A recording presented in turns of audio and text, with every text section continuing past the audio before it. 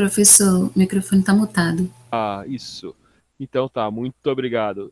Nós vamos falar então de qualidade e vamos ter dois módulos. Primeiro a introdução, depois a questão da gestão da qualidade. Mas é, na verdade, um contínuo, né? Só para ter um intervalo aí no meio, tá? Ah, então a gente vai definir qualidade, falar o que é qualidade, falar das normas e falar que existe um custo para a qualidade, né? Ok, então definindo a qualidade é o nosso primeiro passo, né? E qualidade a gente pode olhar, né, de várias formas. Então a gente vai começar com aquela meu hábito, né? Em várias aulas eu faço isso, né? Olhando no dicionário, né? Eu gosto muito quando tem muitas acepções da palavra, né? Mostrar isso, né? Então a gente vê, ó, dicionário qualidade aqui, o WISE mostra 17 acepções, né? É, Uma delas é uma propriedade que determina a essência ou natureza de um ser ou coisa, mais ligado talvez à filosofia, né? E eu gosto que grau positivo ou negativo de excelência, má qualidade, boa qualidade, né? Ótima qualidade, né? Em administração é uma estratégia de gestão que se procura otimizar a produção e reduzir os custos, né? Que é uma maneira de entender também a qualidade. Então a gente vê que tem várias acepções, então quando a gente vai para uma área técnica, né? A gente vai ter que escolher uma definição, né, que provavelmente para a gente vai estar em torno dessa grau negativo ou positivo de excelência, porque a gente quer dar uma nota de qualidade.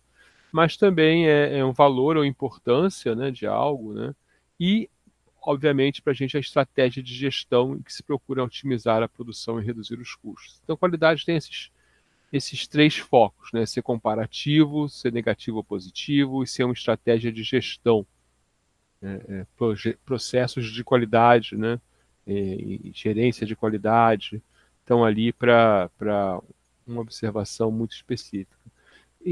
Principalmente diminuir os custos de erro, né? Então, um erro é uma falta de qualidade e eles têm custo muito alto, né, na imagem da empresa, né, na velocidade de produção. Então, a gente vai querer diminuir esse custo de qualidade trazido pela não conformidade, que é uma palavra dupla, mas um termo muito usado na área, né? Uma não conformidade com o planejado, né? E aí, nesse não conformidade, obviamente, a gente chega, né, ao cumprimento das normas estabelecidas de produção. Se você não cumprir, tem uma não conformidade, provavelmente não vai estar gerando da maneira ótima, né? Significa que você vai gerar algo com prejuízo para a empresa ou com prejuízo na qualidade do produto, tá? Então, a primeira coisa que a gente tem que entender é que qualidade é um atributo, né? Que tem vários níveis, né, que a gente associa a algo, né? Então, eu vou pegar um objeto aqui aleatório em cima da minha mesa, né? Vou pegar uma régua com uma bússola, né? Isso aqui veio num canivete suíço, né?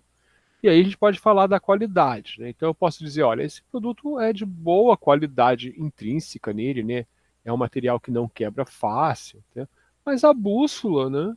É uma bússola que é bonitinha, mas não é uma bússola de alta qualidade. Eu tenho até aqui em casa, em algum lugar, uma bússola militar, né? De precisão. É uma bússola de alta qualidade. Essa aqui não, essa aqui é uma bússolazinha e tal. A régua também é uma régua ok, é uma régua ok, mas né, não podemos dizer que ela é muito precisa, porque, né, ela não é certificada por algum órgão, né? Então a gente pode usar ela para medir alguma coisa no mapa, né? Pode usar a bússola para direcionar um mapa, mas ela não é perfeita. Mas ela tem uma boa qualidade, por exemplo, é que ela é leve, né? Cabe no canivete lá, tem uma bolsinha para carregar o canivete, cabe lá. Então ela tem propriedades, né, que a gente coloca. Porém, né, a qualidade, ela não é apenas do objeto, né? Ela é, na verdade, uma avaliação entre uma pessoa, uma organização e esse objeto, né? Porque a qualidade é o grau de satisfação de uma pessoa com algo, né? Então, a gente eu olho assim, para o meu uso isso aqui vai ser bom, ou para o meu uso isso aqui vai ser ruim, né? Ou como eu especifiquei isso aqui é bom, ou como eu especifiquei isso aqui é ruim. Então, a primeira coisa que a gente tem que entender é isso, né? Qualidade não é intrínseco.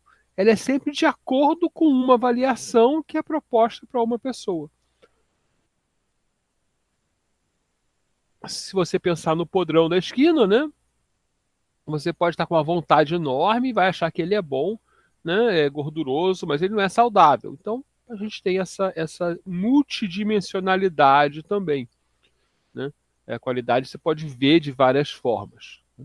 Então, no software, a gente quer o quê? A gente quer desenvolver software de forma econômica, né? Como a gente vem falado aqui, né? Ou seja, onde os custos são baixos e os benefícios são altos, com uma qualidade previsível e controlável.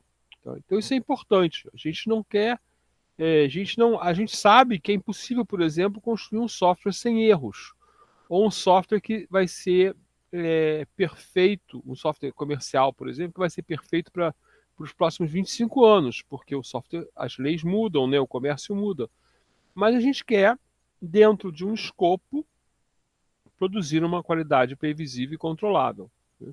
Isso leva a abordagens diferentes. Por exemplo, se você vai fazer um software para uma nave espacial, você gasta muito dinheiro em qualidade, né? E e é muito conservador, né, no seu desenvolvimento, né? Você não usa novas tecnologias. A cada ano você não vai. É um projeto de 10, 20 anos lançar uma nave espacial. Você não fica trocando de tecnologia, não. Você começa com uma e vai até o final com aquela, né, para garantir a qualidade do produto. O Garvin, em 84, ele fala que existem maneiras de ver a qualidade, né?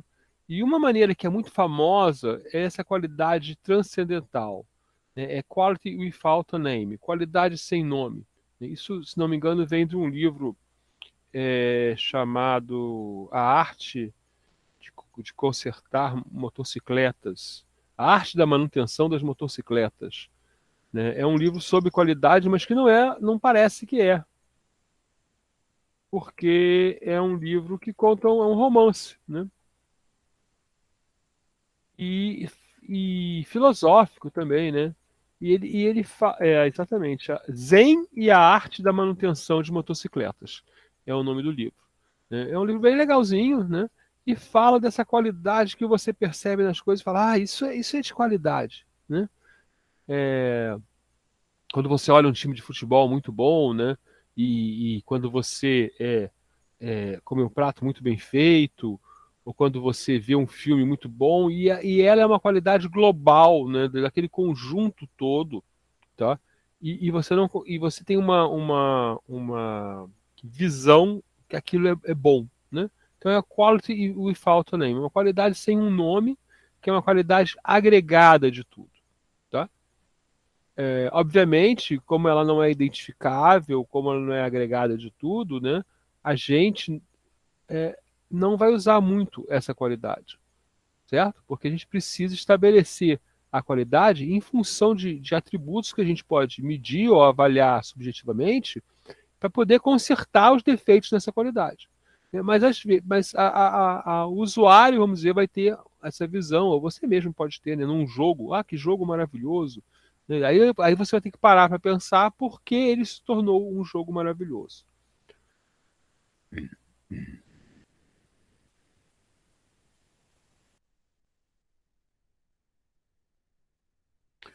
Outra visão da qualidade é a qualidade do usuário, né? Que é você satisfazendo o objetivo do usuário.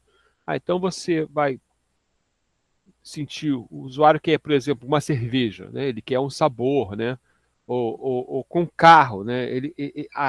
Carro é bom, né? Porque tem vários usuários diferentes. Tem um usuário que quer um carro seguro para a família, quer um carro grande, outro usuário quer um carro pequeno, econômico, outro usuário quer um carro com muito potência no motor, né? Então você tem usuários diferentes a satisfazer e vai fazer produtos de qualidade diferentes, com atributos mais exacerbados e outros menos exacerbados para atender aquele usuário. Para o fabricante, A qualidade é ele fazer, né, de acordo com o que ele se propõe, ok? Então ele fala, eu quero fazer um carro que tem essas características. Se o carro sai, eu quero fazer um carro amarelo, ele sai verde, né, porque a tinta, alguma coisa deu errado na tinta, não tem qualidade. Mesmo que aquele verde seja bonito, que os usuários gostem desse verde, né, ele não queria fazer verde, ele queria fazer amarelo. Então não está conforme a especificação da produção dele. Né? Depois a gente tem uma qualidade que seria atrelada a características inerentes do produto. Né? Então, por exemplo, ser resistente. Né? Ou vai ser bom, né? Essa aqui, né? A minha reguinha, né? Ela é difícil de quebrar, então ela tem uma resistência, talvez uma resiliência, né? Então isso é bom, né? É um bom produto, né? No que ele se propõe, porque ele é difícil de quebrar, né? E depois uma qualidade baseada em valor, é quanto você está disposto a pagar pelo produto. Né? É uma Ferrari, um, um, um Clio, né? São dois carros bem diferentes, mas as pessoas estão dispostas a comprar mais Clios do que Ferraris. Né? Ou elas têm a demanda de Clios é maior que a de Ferraris. Né? Então a gente vai lá trabalhando com esse trabalho. Então a gente começa a olhar, e essa é a ideia, é a gente ir olhando como aparecem essas várias qualidades, e já perceber, né, que a qualidade que o usuário olha não é a mesma que o fabricante olha, né, que não é a mesma que está no produto, né, e que tem uma coisa assim, uau, né, uma qualidade transcendental que vocês podem ver. Então vamos dar um exemplo dessas coisas. Né? Você chegou lá no fundão, né, vai lanchar. Né? E aí tem lá a lojinha que vende suco natural, vende vitaminas, né? E tem lá o trailer que vende hambúrguer com Coca-Cola. Tá? Qual o melhor lanche? Bom, eu tenho vários atributos para olhar aí. Eu tenho o sabor do lanche, né? Eu tenho se o lanche é saudável ou não é saudável. Eu tenho se o lanche é prático ou não é prático. Né? Então as pessoas estão interessadas, né, de maneira diferente nesses atributos. Né? Alguém pode, por exemplo, não gostar do sabor de leite, né, mas realmente é mais saudável. Né? E a outra, a mocinha aí, né? Tem o rapaz da mocinha, o rapaz quer comer o hamburgão, e a moça, não, de jeito nenhum eu vou comer essa gordureba toda, né? Eu tenho minha filha, por exemplo, que não toma nada com gás, porque não gosta, então não toma refrigerante. Então a gente tem essa visão diferente da qualidade, né? Mesmo que seja claro, mas é muito mais saudável comer uma vitamina lá com leite e frutas do que um hambúrguer com Coca-Cola. Ok, mas não é o desejo, né? Para lembrar lá do marketing da gente, né? Não é o desejo nem a demanda do nosso rapaz aí de gravata. O principal autor de qualidade, que não é um caminho que a gente vai seguir, ok? Porque a gente vai seguir a qualidade de software já lendo em cima dele, né? Ele fala o seguinte, ó, a qualidade são as características dos produtos que atendem às necessidades do cliente, tá? Porque ele está realmente olhando para fora, né? E assim proporcionam a satisfação do cliente, né? Olha só como o nosso conceito de qualidade, né, lembra o nosso conceito de valor, né? Porque ele está realmente tentando agregar valor. E aí ele fala que tem dois tipos de qualidade no produto. Né? A ausência de deficiências, então vamos guardar isso aqui para a gente, e a adequação para o uso. Né? Então eu posso fazer, né, eu tenho aqui essa régua aqui que é de grande qualidade, mas se eu quiser medir 30 centímetros, 27 centímetros, ela não é adequada. A adequação para o uso dela é baixa, né? Porque eu vou ter que marcar, usar ela de novo, marcar, usar ela de novo. Então ela é muito. Ela não tem deficiências a princípio, né? Considerando que essa medida está certa, a minha reguinha, mas ela não é adequada para medir algo de mais de 5 centímetros, 6 na verdade. Mas ela não tem, a princípio, deficiências, né? A não ser que eu vá para um laboratório de física e precise ter certeza que meus centímetros estão todos certificados pelo Inmetro. né? E aí eu não vou usar essa régua, talvez eu vá usar uma medida laser, né? Não sei o que vai ser feito para ser mais preciso. No sentido de processo, né, processo, então qualidade sai da seguinte ideia, né? Uma organização focada em qualidade, o que ela tem? Ela tem que promover uma cultura de comportamentos, atitudes, atividades e processos. A cultura da empresa, né, tem que pensar sempre em agregar o valor através da satisfação das necessidades e expectativas do cliente. Olha que interessante que a gente não sai dessa história de valor, né? E a gente está aqui na norma ISO 9000, 2015, né, que é uma norma de qualidade genérica, mas a gente está falando do nosso valor lá que o marketing identificou, né? Declarou, na verdade, e que,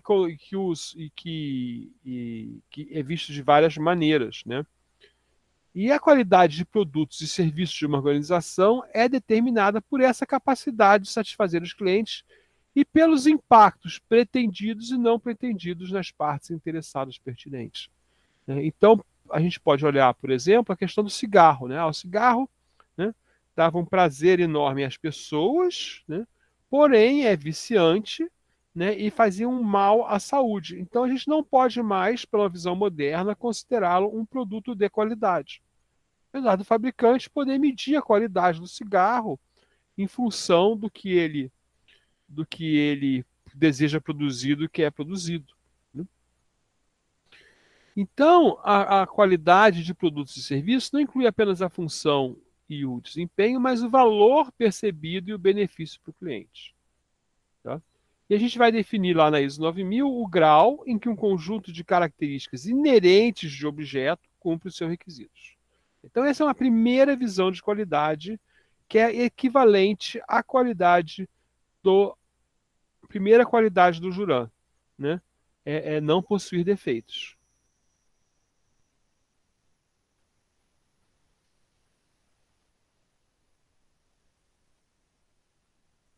Então, a norma ISO 9000, ela tem um olhar, né, da primeira qualidade do Juran, né, grau em que cumpre seus requisitos. Tem um pouquinho da segunda, né, que é a qualidade em uso,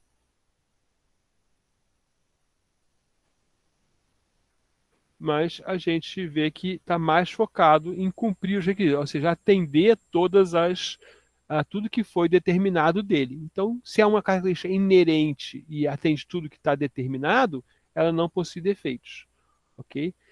Porque eu não preciso usar o objeto como ele foi especificado, tá? Isso é uma noção interessante, né?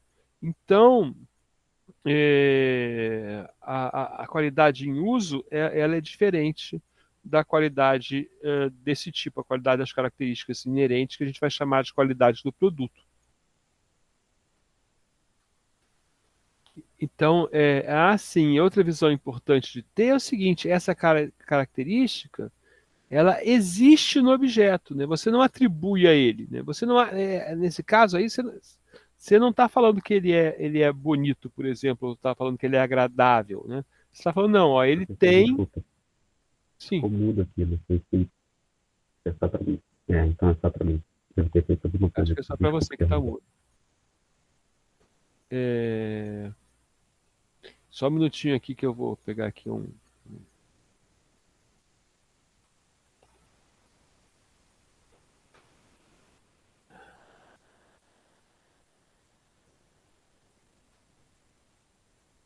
Então,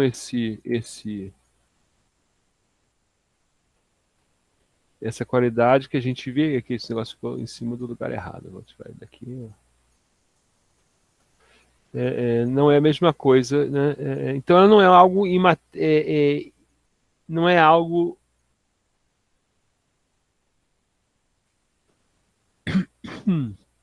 que seja apropriado aconteça no momento de uso, né?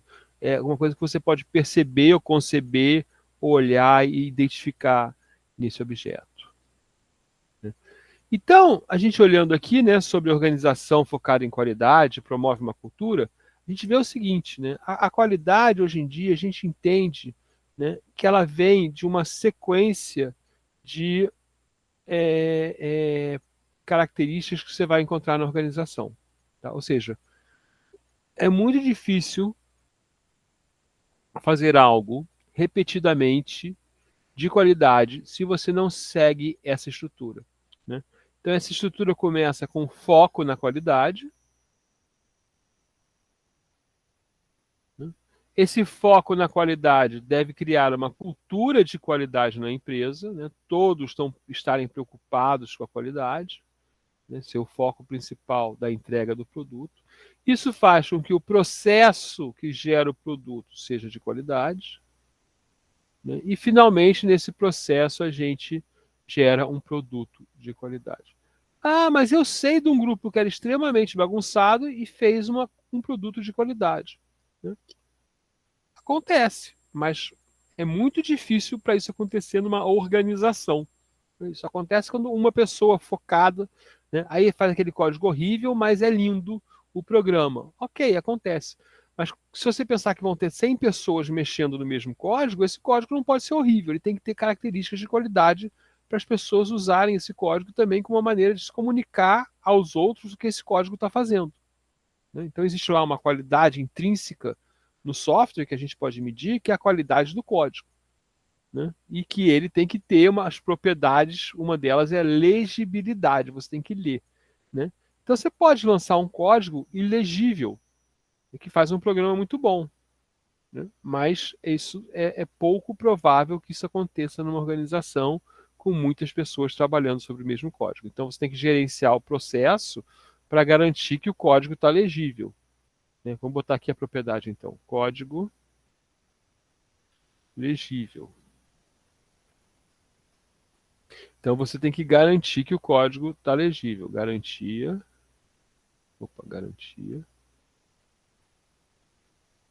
que o código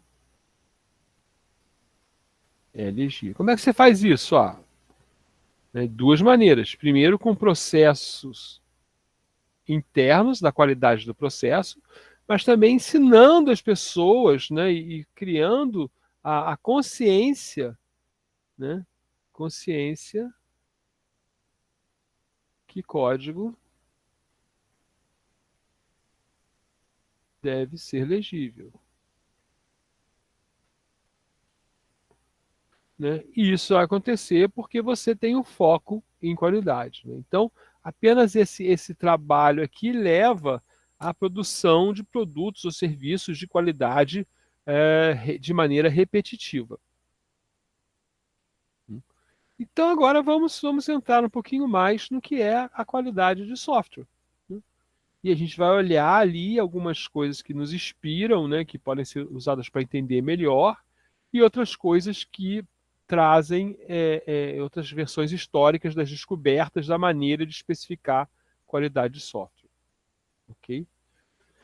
Então, a gente tem duas definições, né? Uma usada aqui no Brasil durante muito tempo, né? É um conjunto de propriedades a serem satisfeitas em determinado grau, de modo que o software satisfaça as necessidades de seus usuários. A determinado grau, por quê? Porque a qualidade tem um custo, então eu não posso, por exemplo, ter a mesma preocupação. Eu sempre falo esse exemplo, né? A mesma preocupação no software para a venda do seu Manuel com o software que leva o homem à Lua, né? Porque eu não quero perder meus homens que estão indo à Lua, mas o seu Manuel pode arcar com alguns defeitos no software e me chamar para corrigir.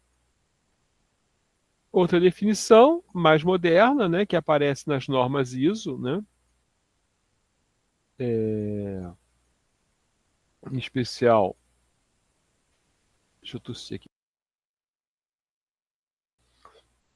nas normas de qualidade, né, a ISO 9126-1, que é a norma original de software, muita gente ainda fala nela, né, porque ela é um marco, mas ela agora é a mais moderna, é a ISO ISE 25010, né, que é a capacidade de um produto de software em satisfazer as necessidades implícitas. Opa, implícitas! Esse é uma coisa que não apareceu agora, porque o que é implícito não foi especificado. Explícitas, quando usado em condições específicas, ok? E isso serve para qualquer produto, né? A qualidade não é realmente só do que foi especificado. Tem ainda questões que não foram especificadas, requisitos, né, implícitos, né, conhecidos e desconhecidos, né? E a qualidade é para o uso numa condição específica, né? Então, uma chave de fenda, ela pode ser maravilhosa, mas ela não serve para bater prego. Mesmo que você use ela ali por trás, tal, você vai só estragar a chave de fenda, ela não está preparada para isso, né?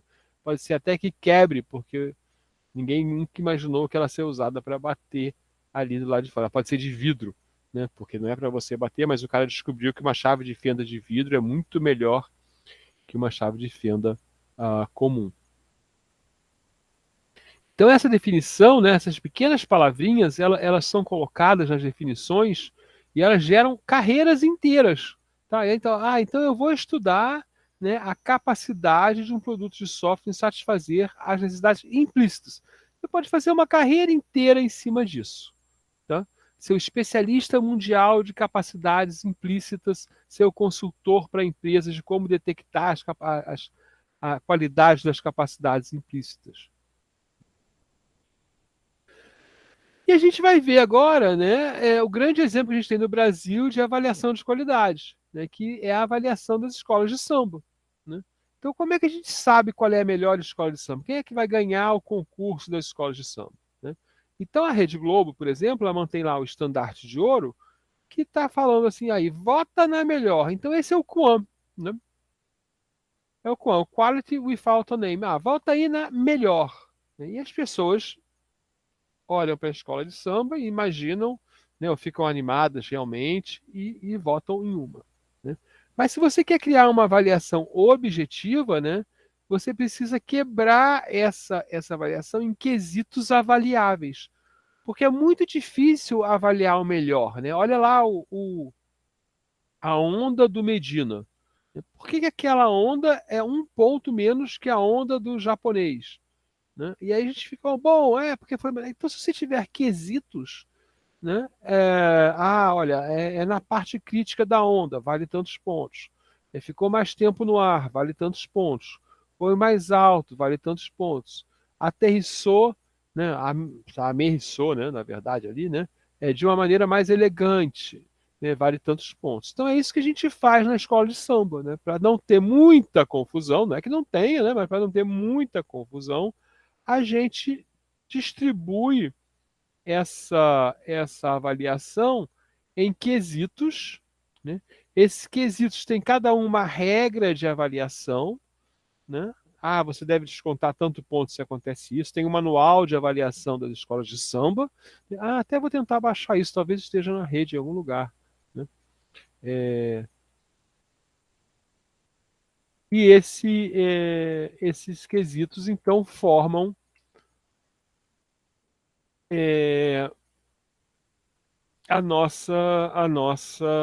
o nosso conceito de qualidade, né? A nossa estrutura de qualidade. E o software seguiu isso, então, né? O software seguiu isso, né? E olhou para esse lado, né? Novamente, a gente pode classificar qualidades de novo, então, olhando, né? Quebrando um pouco aquela regra do Juran, né? Dividindo mais um pouco, né? A gente pode falar na qualidade do design, ou seja, o objeto, né, ele tem três fases, tá? Vamos pensar aqui. Uma fase em que você pensa esse objeto.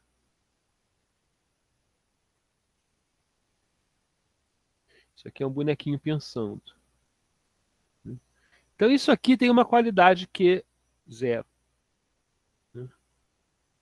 Então você tem a qualidade do design. Eu imaginei, né? Eu imaginei o meu objeto de alguma forma.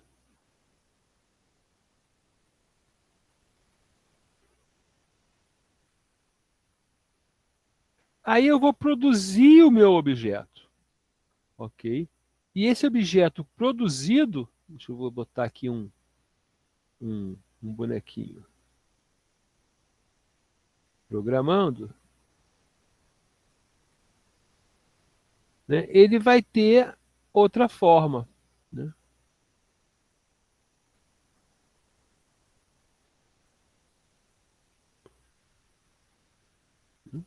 E aqui eu tenho não conformidades.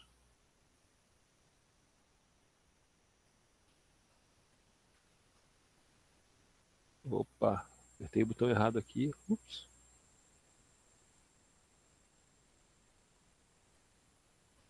E aqui eu tenho não conformidades. Então eu tenho uma segundo nível da qualidade. E aí eu tenho um terceiro nível, é quando eu dou o meu objeto para o usuário, né? E o usuário vai pegar esse objeto, opa, e vai colocar num espaço para ele, né? Vai usar de alguma maneira. Pode ser que essas não conformidades incomodem ou não incomodem.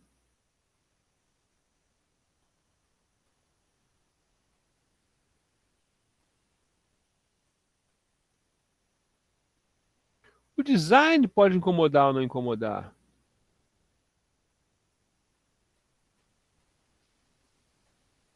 Vou tirar incomoda, vou botar atende. Então eu tenho três níveis: o que eu penso, o que eu projeto, o que eu faço e como é usado. E os efeitos vão ocorrer aqui, né? Aqui tem os efeitos do projeto, da construção e do mundo, né? O mundo gerando pressões nesses objetos, né? Eu posso fazer um negócio lindo, né? E aí eu descubro que o usuário, né, eu faço lá um cubo de vidro, né? Ah, eu descubro que o usuário precisa jogar no chão o objeto e aí ele quebra, não serve para nada. Tá? Então, a primeira pessoa que falou de qualidade, o primeiro artigo de qualidade de software lá que todo mundo cita,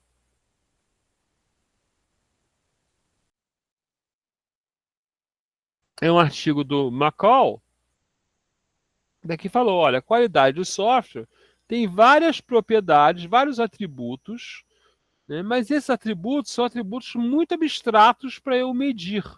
Então, tem outros atributos que eu consigo medir. Tá? Isso é uma diferença muito importante para a gente, né, porque a qualidade tem atributos conceituais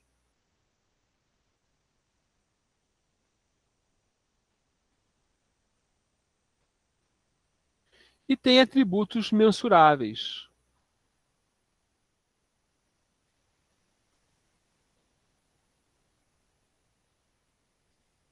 Ok?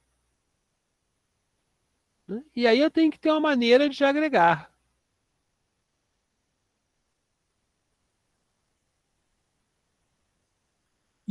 Essa agregação é um desafio importante, porque quem disse que a correção, ó, ele fala, a correção é rastreabilidade, grau de perfeição e consistência. Tá? Então ele tem três atributos. Né?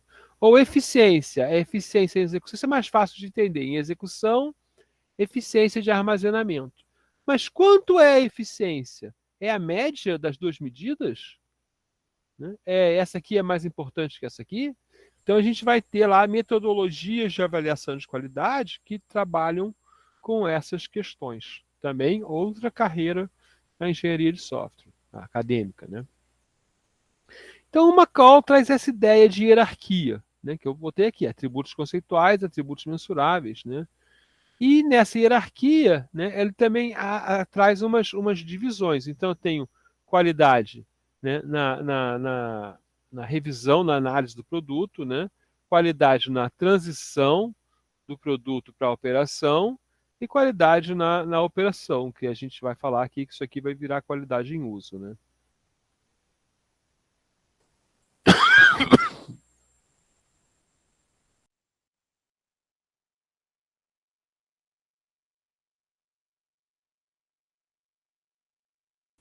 O Garrett, em 87, ele também traz outras características de qualidade, talvez mais gerais, né, como desempenho, características, durabilidade, percepção. Então começou uma discussão na área de qualidade sobre quais são essas dimensões e quais são essas características, que vão resultar na ISO 25000 atual. Né? E aqui, para deixar mais claro, né, primeiro uma relação com as partes interessadas, né, que as partes interessadas têm exigências implícitas e explícitas, né, e que se no CMAT, que tem requisitos, né, a gente pode falar também que parte desses requisitos são requisitos de qualidade. Tá? Então, existe também um pessoal que trabalha mais para a área de requisitos não funcionais, mas é a mesma coisa no final. Né? E sempre a ideia, né, que fica cada vez mais clara para a gente, né, que para ter uma qualidade de produto, a gente tem que ter uma qualidade de processo, e para ter uma qualidade de processo, a gente tem que definir qual é o nosso processo, fazer uma gestão desse processo para ele acontecer, porque os seres humanos não seguem o que foi ordenado, né? Medir se a gente está fazendo certo e buscar a melhoria do processo. Então, a melhoria do processo, né, é um alvo permanente.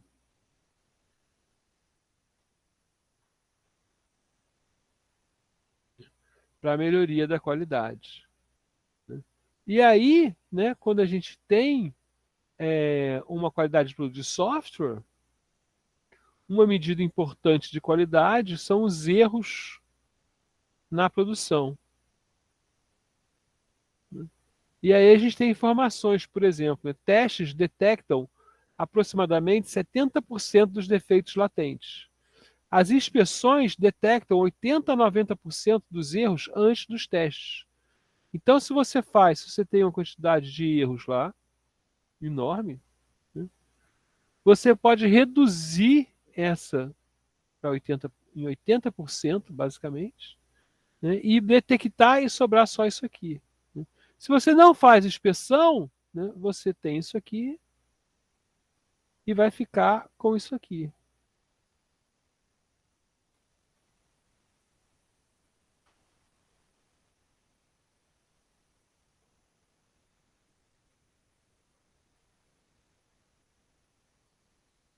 Então, a inspeção é uma prática que aumenta muito a qualidade do processo de software. No SWBOK, né, no Software Engineering Body of Knowledge, né, você tem lá a qualidade de software, e dentro da qualidade de software você tem várias áreas, né, como os fundamentos, a gestão, considerações práticas e ferramentas, né? E dentro dessas áreas você tem ainda sub-áreas, né? Como a questão do valor e custo da qualidade, que a gente vai falar ainda nesses slides, né? A melhoria da qualidade, enquanto a gestão do processo a gente tem, né, a garantia da qualidade, verificação e validação, revisão e auditoria, né? E na questão prática, por exemplo, importante, quais são os requisitos, quais são os defeitos, né? E coisas desse tipo. Então é uma área inteiramente separada no SWBOK, de tão importante que ele é. Né? Então está aqui a divisão que a gente estava olhando no desenho. Bom, então o que a gente tem é uma evolução histórica, né, onde aparecem os problemas do que é qualidade. A qualidade é multifuncional, né, multi-atributos. Esses atributos são hierárquicos, porque eu não consigo medir os atributos mais abstratos, então eu tenho que baixar o nível deles até poder medir. Né? E aí a gente vai, na engenharia de software, vão sendo criados padrões, não padrões, mas concordância, né, entre os pesquisadores, né, de certas coisas que vão acabar levando a juntar com o processo de qualidade que acontece na indústria, que é a ISO 9000, e trazendo a ISO 9126, que mais tarde se transforma na ISO 25000, que é uma família de normas. Né? Então ela fala o seguinte, ó, o software tem dois tipos de propriedades. Propriedades inerentes, né, que são as coisas que ele faz, tá, e as propriedades de qualidade dele, e propriedades atribuídas, né, como eu falo, o preço, a data de entrega, né, não é inerente ao software isso. Tá? Então, a primeira divisão que a gente vai buscar. Né? Olha, um software de qualidade ele é entregue no prazo, ok? Então, tem propriedades atribuídas que são características de qualidade. Né?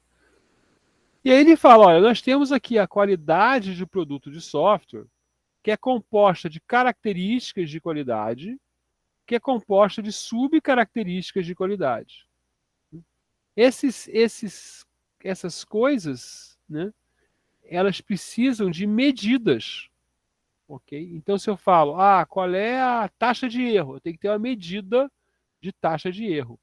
Então, eu tenho os elementos das medidas, né, a taxa de erro, pode dizer, por exemplo, que a taxa de erro é igual ao número de erro por linhas de código. Então, eu tenho que poder medir números de erro e medir linhas de código. Esses são meus elementos, que são aplicados funções de medição, né, e geram as medidas. Essas medidas tanto podem ser uma subcaracterística como uma característica, e aqui eu tenho a qualidade do produto de software. Né? Então ele fala, eu tenho 3 perspectivas de qualidade para software. A visão operacional, quando ele está em uso, a visão externa, que é uma de caixa preta, eu não olho para dentro dele, e a visão interna, eu olho para dentro do código. Então, se eu quero analisar se o código é bem escrito, eu estou falando de qualidade interna do software. Se eu quero caracterizar se o software ocupa muito espaço, né, é uma qualidade externa do software. E se eu quero analisar quantas vezes ele para de funcionar durante o dia, eu estou falando da visão operacional do software. Então ele tem um modelo exemplo, né, que ele fala, olha, quando eu estou falando da qualidade interna, eu estou falando apenas do software, ok? Já quando eu falo da qualidade externa, né, eu estou incluindo o software dentro de um sistema computacional que inclui a qualidade do hardware e inclui a qualidade do dado. Tá? E quando eu falo de um modelo de qualidade em uso, né, eu estou incluindo muitas coisas, inclusive o processo das pessoas e o sistema mecânico que eu posso estar envolvido lá em algum momento. Né? O software pode estar controlando algo mecânico, né? O software do freio ABS. Então, a qualidade em uso, ela engloba muito mais coisas quando o software é medido, né? Muito mais interações, né, entre elementos do que a qualidade interna do software, que já é suficientemente complicada. Então, basicamente, a ideia é que a gente sempre tem medidas de qualidade dos 3 tipos, né, geram especificações de quanto eu quero para aquela medida, né, que vai ser meu requisito. Né? Então eu quero, por exemplo, eu posso dizer, eu quero que minha medida de qualidade aqui é comentários, e eu vou especificar 10% do código tem que ter comentário, tem que ser comentário. Então eu vou determinar um requisito. E aí eu vou ter um método de avaliação, né? Então a gente tem normas para como avaliar o quê? Como avaliar esses requisitos. Né? E aqui, quando é em uso, a gente chama do processo validar, mas quando a gente tem qualidade externa, a gente tanto pode validar quanto verificar, e quando a gente tem qualidade interna, é só verificar. Né? E qual é a diferença disso? Né?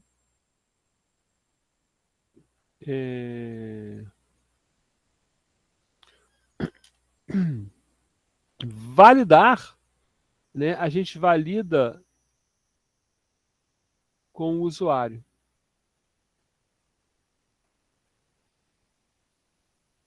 Verificar é contra a especificação.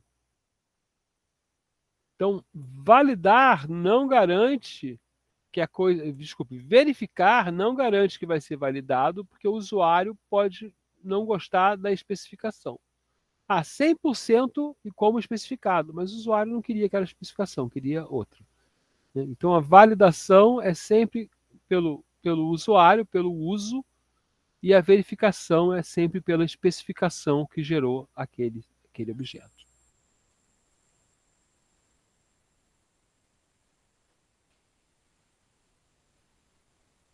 Então, na ISO 25010, a qualidade de produtos de software tem as seguintes características. O software tem que ser confiável, tem que ser seguro, tem que ser fácil de fazer manutenção, tem que ser portável, tem que ter uma adequação funcional, tem que fazer o que se propõe, tem que ter uma eficiência de desempenho, tem que ser compatível com o sistema e tem que ter a sua usabilidade, tem que ser fácil de usar, né? Isso vai se dividir, né, em subatributos, subcaracterísticas, para usar o termo correto, né? E o que a gente vai ver é que nem todas as características são importantes para todos os softwares. Então há uma necessidade maior ou menor de uma característica ou outra, né? Isso aí a gente pode pensar rápido, né? A gente tem um exemplo onde a gente levantou isso, que foi em software bancário, né? Em software bancário é o seguinte, tem que fazer conta certa.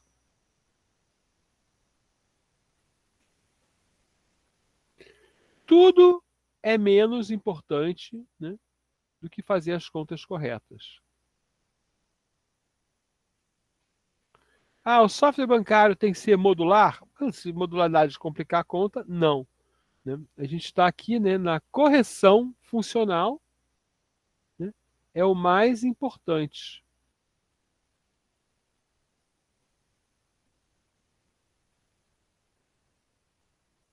Todo o resto é secundário, né? Claro que não é desnecessário, mas se não passar na correção funcional, ele não vai ser levado para a produção de jeito nenhum.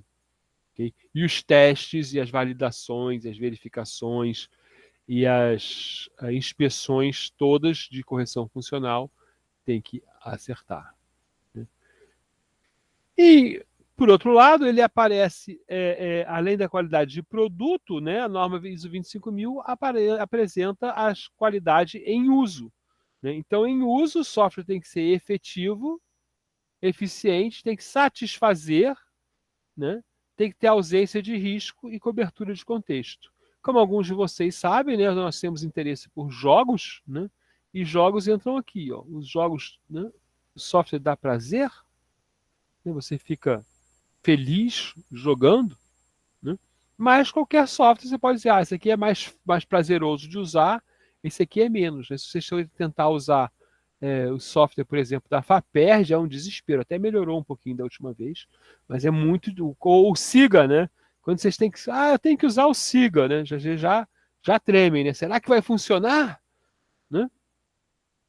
Né? Porque ele não satisfaz as nossas exigências de qualidade, né?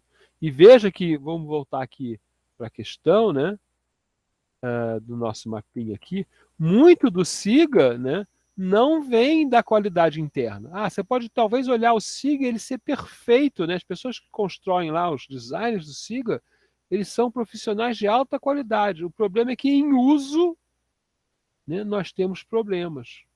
Por quê? Talvez porque a máquina não seja adequada, o banco de dados não está muito rápido, né? Ou o design é muito bem feito, mas é pesado demais para o hardware que a gente tem, né? Então a gente tem uma qualidade em uso, né, baixa, por melhor que seja a qualidade interna. Por quê? Porque a gente tem um sistema computacional, né? Tem um sistema de informações geral, né? Tem um sistema que antigamente incluía terminais, né? Tem os laboratórios do computador que você usa, né? Aí você não tem a versão correta do browser, aí o SIGA, né, faz tudo errado porque a versão do browser está errada. Então a gente tem vários outros, ou a rede da universidade está lenta, né? Então a gente tem um sistema de rede aqui, vou botar a rede aqui. Talvez a rede seja aqui, na verdade. A rede interna é aqui, mas eu acho que a rede externa é aqui. Então a gente tem vários problemas que modificam a nossa percepção de qualidade em uso do SIGA. Em que atributos? A gente pode olhar aqui, ó. A gente pode olhar, né? Por exemplo, deve ter um atributo em algum lugar aqui, disponibilidade, né? o SIGA muitas vezes não está disponível quando a gente mais precisa, ou ele é, né, ou é difícil de acertar, né? Vamos olhar aqui outro, né?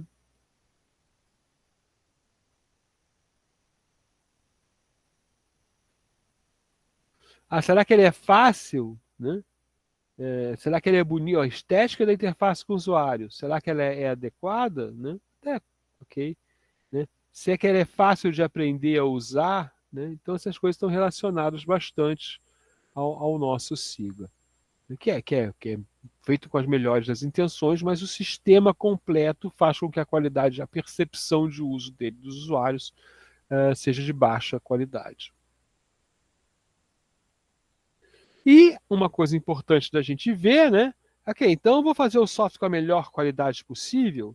Não, não é impossível fazer um software com a melhor qualidade possível sem entender a necessidade dessa qualidade. Então a gente tem que fazer o software com a qualidade necessária, né? E aí vem a ideia do custo da qualidade, né? Então, se o software não tiver nenhuma qualidade, ninguém vai querer usar. Ele é horrível, né? Ele é lento, ele perde os dados, então ninguém vai querer usar. Para a qualidade perfeita, eu tenho que ter um esforço infinito, ninguém vai poder comprar, né? Então, existe um ponto mágico, né? Bom o suficiente para não ser rejeitado ou para ser aceito feliz, né? Mas não tão perfeito que demore demais para eu entregar, né? Então, o Bertrand Meyer fala sobre isso, né? E aí a gente tem que analisar de onde vêm os custos da qualidade, né? Então, onde que custa para desenvolver o software? Primeiro, na prevenção. Então, tem coisas que eu faço para prevenir defeitos, tá? Então, eu melhoro os processos, eu melhoro a minha infraestrutura, eu treino meus funcionários, eu faço auditoria, eu faço revisões. Depois eu tenho um custo de avaliação, a auditoria para ver se as pessoas estão trabalhando no processo como eu treinei, por exemplo. O custo de avaliação, que é o seguinte, olha só, eu vou achar os defeitos previamente, né? Daí eu tenho as falhas internas, que é corrigir os defeitos que eu encontrei, né? Tem um custo de procurar e tem um custo de evitar, procurar e corrigir. E aí eu tenho um custo que é muito maior, que é o custo de falhas externas, tá? Então o que a gente quer é uma transferência daqui para cá, porque aqui é pouquinho e aqui é um montão, né? É aqui. Então, ó, o BEM, que é um papo aí da engenharia de software, da economia da engenharia de software, fala, ó, nos projetos que eu gerenciei, né, consertar um erro já na fase de operação, né, fazer uma manutenção, custa, em média, $14.000, tá? E consertar um erro na fase de requisitos custa $140. Então ele foi olhar nos projetos e olhou, e isso aí é fácil, né? Porque para você consertar um erro tem que fazer uma revisão, né? Tem que achar o erro, tem que corrigir o documento, então isso tem um custo em dólar, homem-hora, né? Ou pessoa-hora, né? E lá na frente você custa muito mais caro, porque você tem que consertar, você tem que fazer um manual de novo, você tem que fazer várias coisas para fazer uma nova instalação, né? Então tem um custo muito mais alto. Então a diferença em média é de 14.000, né? 10 vezes aqui, né? 1.000, não, 100 vezes.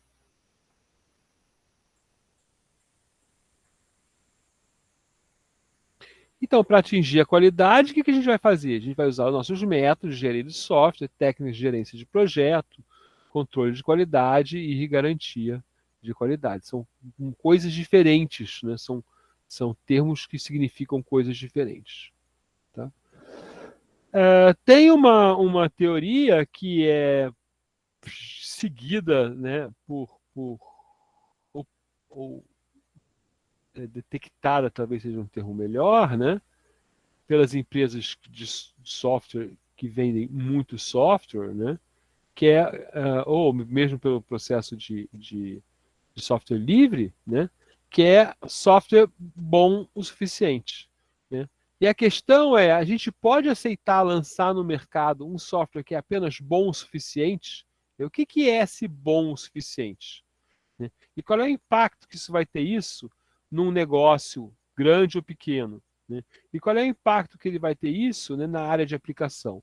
Então, por exemplo, o Word, né, tinha uma função que funcionava, né, que era você poder criar um documento em função de outros documentos, né? Uma espécie de import. Então você estava lá no documento e falava, esse documento é composto, era bom para fazer capítulo de tese, por exemplo. Esse documento é composto desse. Tá? Fazia um clique lá, ficava um link, aí você podia ver o documento como um todo, ou podia ver apenas os pedacinhos dele, abrindo outro arquivo, e podia atualizar, funcionava perfeitamente. A partir de uma versão, eles estragaram a função, não funcionava mais. E eles não consertam. Por quê? Porque ninguém usa isso. Principalmente porque ninguém não funciona, então cada vez menos pessoas usam. Né? Eu usava muito, por exemplo, a partir de uma versão, estragou meu documento, não podia mais usar. Né? Bom para fazer projeto final, coisas que tem capítulo, assim, né? Mas ninguém usa para isso hoje, então não faz diferença. Né?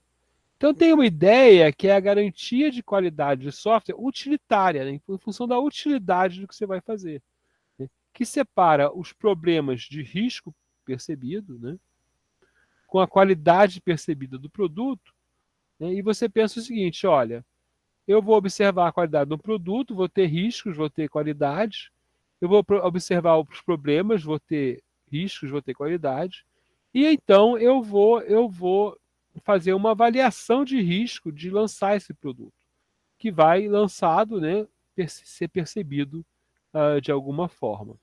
Tá? Então isso aí é a ideia de como você vai gerir, né, pelo meio da garantia de qualidade de software e tentar pensar, né, como que você, se você vai deixar aquele bug ir para produção ou não. Né? Revisão, então. Né? Importante saber. Né? Qualidade. Relação. Objeto. Avaliador. Tá? Nunca esqueçam disso. O que é qualidade para você pode não ser para o outro. Multicaracterísticas. Está multifacetada.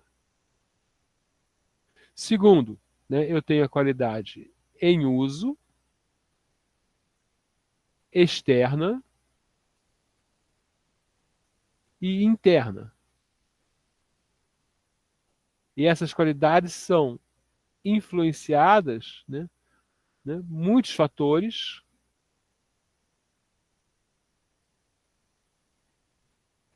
influenciam, alguns fatores influenciam,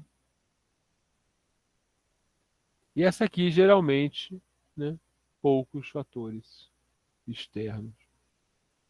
Então a interna aqui eu estou no mundinho próprio, né? Aqui eu estou lá. Segundo, né, qualidade tem um custo. Né? E esse custo tem como função, mas o processo de qualidade baixa esse custo. Processos de qualidade baixam o custo. Baixam o custo como? Criando outros custos. Custos menores. Então você cria novos custos menores para diminuir custos, vou usar o termo aqui, né, de não conformidade. Agora eu vou chamar aqui o meu sidekick aqui, se ele pode dar uma visão aí do Six Sigma. Ele tem algum comentário a fazer. A gente vai acabar aqui, né? Marcos está aí? Tô sim, tô sim. Sou sidekick, né? Eu tava pra ter certeza que era a minha dele. Só deixa. Interessantemente, quando você começou a primeiro slide lá, definindo qualidade, essa era sempre uma discussão interessante lá tanto no Yellow Belt, quanto no Green Belt, quanto nas cadeiras de qualidade na engenharia de produção. É difícil definir qualidade de uma maneira em que não é que não tenha uma definição formal ou fechada, é que tem várias, né? A minha esposa, ela é pós-graduada em engenharia da qualidade e é interessante que a definição da engenharia de qualidade, tanto a que eu vi na engenharia de produção quanto a que ela viu, é sempre atender aos requisitos. A preocupação é sempre atender os requisitos. Então, dialoga bastante com o que o senhor estava falando. Quando eu dei o exemplo do cigarro ali, por exemplo, eu falou, agora a gente não pode ver, por conta da visão atual da sociedade, com um produto, que é um produto de qualidade, mas para o cara lá que está produzindo o produto, ele tem condições de medir e verificar se o produto que ele está fazendo sai do jeito que ele esperava. Por exemplo, do carro, da tintura do carro, etc. Então, assim, a visão daqui, a visão do Six Sigma, e a visão propriamente dita dessa parte mais técnica em relação à qualidade, é sempre isso. Quando você falou eu fiquei pensando nisso. Realmente, se eu tivesse que medir a qualidade de um cigarro, por exemplo, eu dificilmente me ocorreria que, mas tem a visão da sociedade atualmente em relação ao produto, etc. A gente está sempre preocupado aqui com esse produto atende os requisitos. Eu sempre essa pergunta. O produto atende os requisitos? Então, por exemplo, a régua que protagonizou parte da aula, e o requisito para ela caber no Volt, por exemplo, esse pode ser um requisito para o qual ela está sendo produzida. Talvez não seja necessariamente para ela ser muito precisa, etc., e daí ela não necessita da certificação do IMET, por exemplo. Então, parte do princípio, não, a régua tem que conseguir medir, então ela tem que ter alguma condição ali de fazer isso. O nível de especificidade ou de precisão que ela vai ter vai depender do que é requisito dela. Então, a visão daqui é sempre essa. Para que é esse produto? Quais são os requisitos quando eu vou produzir? O cara que vai receber o pedido de produzir a régua. Aí tem lá o planejamento, né? Então, blueprint, lá, tá. Para que é isso aqui? Quais são os requisitos? Ela tem que ter determinada resistência, tem que caber dentro desse compartimento aqui do canivete suíço, ela tem que ser transparente, ela tem que ser assim, assim, assim. Esses são os requisitos.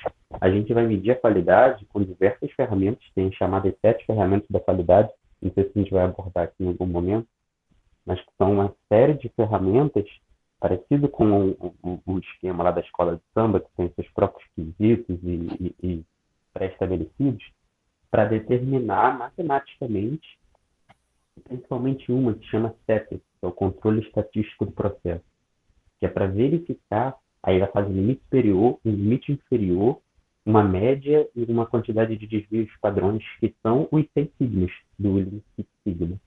Então, eu vou calcular ali quantos sigmas eu me afasto do ideal. É como se eu desenhasse um produto perfeito e eu sei que eu nunca vou atingir ele, é impossível, ele é um produto ideal, mas eu quero saber quanto que eu me desvio dele. E aí eu tenho um limite para cima e para baixo. E esses limites vão depender do que eu... Por exemplo, um parafuso que é para prender alguma coisa na turbina de um avião. Ele tem que ter um desvio muito mínimo, porque envolve, né, segurança, etc. e tal. Então, o limite superior e inferior vão distanciar desse valor ideal em função de requisitos pré-estabelecidos, que podem ser baseados em custo, segurança e etc. Deixa eu fazer um comentário aí, que é o seguinte, né? Então, você está me dizendo o seguinte, olha, na verdade, uma visão que vem da indústria, né? Provavelmente você está falando, por exemplo, engenharia de qualidade, eu tenho também uma prima que é especialista em qualidade de fabricação de remédio. Né? E aí toda a questão é essa, exatamente o que você falou, é verificar se o que eu combinei é o que eu fiz e que é uma verificação. Ok? Aí do lado de fora, né, tem a pessoa olhando, você fez o remédio certinho como você combinou na sua fábrica, né? E aí talvez o Six Sigma olhe muito para isso, né, para esses esquemas de produção, né? Ah, mas então agora eu vou ver se esse remédio é bom realmente. Vou lá validar o remédio no mundo, né? Como a gente está fazendo agora com as vacinas, né? Que elas fizeram pesquisas e agora a gente está olhando, ó. Depois que 5 milhões de pessoas tomaram a vacina, então eu estou vendo essa qualidade na vacina, né? Tem até na vacina, acho que é eficiência. Efetividade. Para de calcular eficiência, passa a calcular a efetividade, eu acho. Né? No software, a gente tem esse problema, né, que deve ser bem claro para todos, é que o software não é um esquema de produção, ou seja, a gente não bola um software e depois produz esse software várias vezes. A gente só copia ou bota para o pessoal baixar. Então, no software, a gente está no equivalente à fase de design dos outros produtos. O software o design e a produção é a mesma coisa. Vocês conseguem entender isso? Né? Porque eu não tenho que repetir aquela produção de software. Né? Então, algumas noções de qualidade para a gente, elas ficam fracas, porque elas são feitas, estou achando meu desenho aqui, elas são feitas só para essa fase. Né? O que o Marcos está relatando é, ó, eu estou relatando que, estudando qualidade para a indústria, né, eu estou olhando só para isso aqui. Então eu vou escrever o seguinte, ó, a maior parte das visões de qualidade aplicadas, né, vem para esse lado aqui.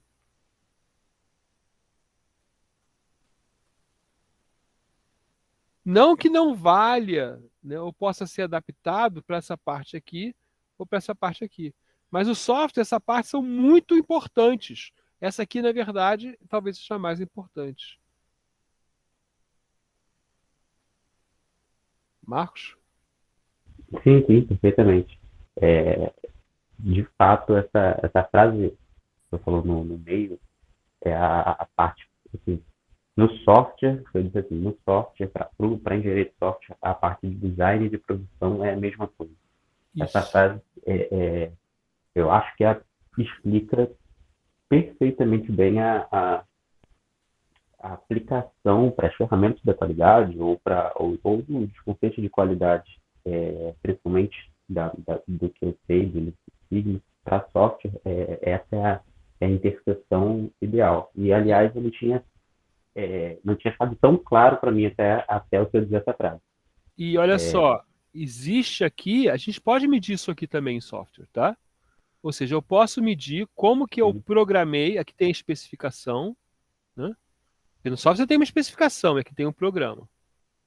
Tá? Então eu posso medir o que eu programei errado em função da especificação, que é o que a gente chama de verificação. Ok? Mas não adianta, o problema é que o produto, quando chega na fábrica, ele já está especificado e normalizado de alguma maneira, como o mercado quer, já fez o protótipo, já testou. Software, essa coisa é dinâmica, né? Então não adianta trabalhar sem validar, né? Que é essa coisa aqui, né? Porque tem uma iteração, uma interação entre o uso e a especificação. Por isso que o protótipo ou o produto viável mínimo ou o desenvolvimento interativo é tão importante, né? Porque a gente tem um feedback, que é a validação, e vai dizer, olha, não é por aí não, ou é por aí. Por melhor que esteja o software, né, todo bonitinho, todo certinho, eu fiz exatamente o que eu combinei, como tem uma dificuldade de entender, né, que a gente conversou lá nas primeiras aulas, o Marcos não estava acompanhando ainda, né, como tem uma dificuldade de comunicação entre usuários e desenvolvedores, porque eles vêm de mundos diferentes, né, de domínios diferentes de conhecimento. Então, é por isso que é importante esses ciclos, por isso que a gente está indo todo mundo para o método ágil, para ciclos pequenos, para aproximar a especificação e a construção do que o usuário realmente deseja. Essa questão da aplicação, por exemplo, do controle estatístico do processo, que é o CEP, de fato, pensando bem em todas as etapas do Juran e etc., de outros chamados gurus da qualidade, é sempre pensando em produtos que podem variar ao longo da sua repetibilidade, que não se aplica a software.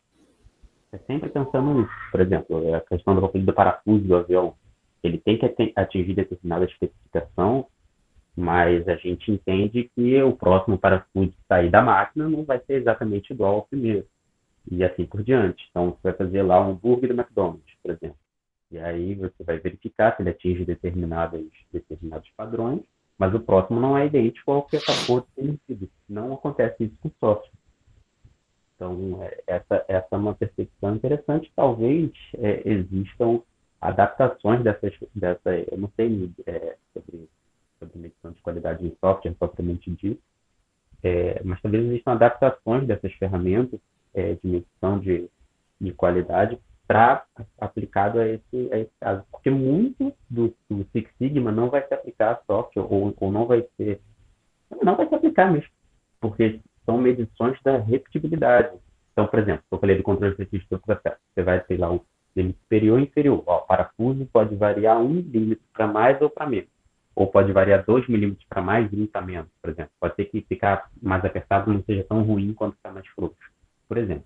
E aí você vai ter lá uma linha média, vai calcular isso com base lá em algumas equações, e cada parafuso que você faz novo, você mede e vai traçando lá um gráfico que vai determinar quantos parafusos ficaram acima do limite superior, quantos ficaram abaixo do limite inferior, e aí vai trazer o que a gente chama de causas especiais ou causas comuns. Então, por exemplo, você vai verificar que começam a aparecer na segunda-feira mais parafusos sempre acima, e esse sempre, esse mais, é tudo baseado em histograma, tem conta para isso.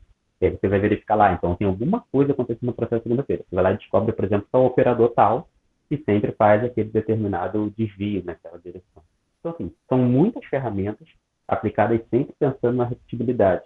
E nada disso vai acontecer com software. Uma vez pronto, o próximo é idêntico ao primeiro. Talvez tenha uma questão de compatibilidade com algum sistema operacional ou alguma incompatibilidade com o drive ou o hardware, pode causar alguma diferença no uso. Mas, de qualquer modo, o software em si era idêntico. Então, muito dessa... É interessante perceber essa... Não sei se eu estou me fazendo claro. As aplicações dessas ferramentas são sempre pensadas em coisas que não existem em software. Que é a repetibilidade, a capacidade de fazer de novo o produto e ele acabar variando. Essas coisas são adaptadas quando a gente encontra repetibilidades, tá? E essas coisas a gente normalmente vai encontrar no processo e não no produto, ok? Então a gente vai falar, a cada ciclo, quantos bugs eu coloquei que foram encontrados pelo cliente, né? E aí a gente pode estudar isso, né?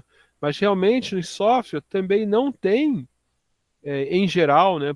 Alguns produtos, algumas coisas pode ser, não tem essa variabilidade de medidas, né? Então a gente não pode medir, né? Porque software faz o negócio ou não faz o negócio, tá? Então não tem essa variabilidade, eu estou fazendo, mas a gente geralmente conta erros, né? A gente tem diferenças também, falha, erro, falta, né? O que são essas coisas, então a gente vai contando essas coisas e vai comparando com o produto, né? Desculpe, com o processo. Eu mexi no processo, então piorou. Ou, tô dando mais bug, então vamos olhar o processo. Tá vendo? A gente não está fazendo a fase tal. Ok, vamos olhar daqui a pouquinho isso em gestão. Agora eu vou fazer o seguinte. Eu vou parar a aula aqui, né? Vou parar a gravação. A não sei que o Marcos queira fazer mais algum comentário. Desculpe, Marcos. Desculpa, só uns 30 segundos. Acabou que eu falei só do controle registro do processo e outros aplicados à repetibilidade, etc. Talvez tenha ficado parecendo que foi no foco, de fato, nos que eu via que não se aplicaria por conta dessa questão do design e a produção ser a mesma coisa. Mas existem ferramentas no Six Sigma que são aplicadas ao controle de medição de falhas quando o processo já existe, já está desenhado, mesmo que não seja inerente ao processo. Por exemplo, a carta de controle, que é basicamente o que o senhor falou. A carta de controle é uma ferramenta para verificar a quantidade de erros e tipos de erros, estratificação de erros, quando o cara já está usando o produto que você fez. Com erros previstos, que à medida que as pessoas vão encontrando, você vai incorporando erros novos, e aí o cara vai anotando lá, por exemplo, quantas vezes a minha internet... quantas vezes a minha internet parou de funcionar? Ele vai anotar quantas vezes o celular travou, ou o aplicativo, enfim, a tela mudou de brilho sozinha e eu É taxa de controle? Carta de controle. Carta, isso. A carta de controle provavelmente é uma ferramenta que se aplicaria muito melhor, seria muito mais aderente. É um exemplo, porque ela não... Tem artigo de carta de controle em software, eu acho. Então, imagino. Tem gente usando. Tem outras ferramentas que eu acho que poderiam ser muito mais aderentes. Eu queria só fazer esse adendo para não parecer que nada do Six Sigma seria aplicável a software. Não, mas é sempre a adaptação, né? Eu foquei naquele momento em falar das que eu acho que não teriam praticamente aplicabilidade nenhuma, porque focam na variabilidade. Mas existem outros que penso que sejam muito aderentes, como é o caso desse. Legal. Era só isso que eu queria acrescentar. Obrigado, Marcos. Nada, eu agradeço. Então, vou parar a gravação. Alguém quer fazer pergunta? Ok, então vou parar a gravação.